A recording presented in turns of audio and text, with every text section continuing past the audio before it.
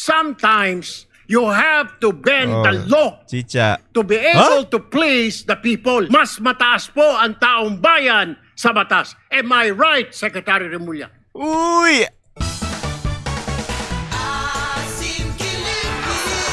Napaasim kilig si attorney.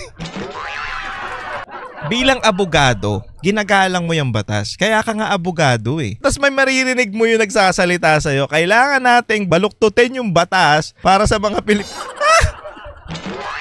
Isipin mo to si attorney, nagyaya lang siya chumicha. Saan tayo si Chicha? Mamaya, pagkatapos. Ewan ko kung yun yung tinabi niya, pero parang basta chicha eh. Saan tayo kakain? Parang ganun. O meron na bang chicha? Parang ganyan. Tapos nagulat siya, ha? Anong bendalo?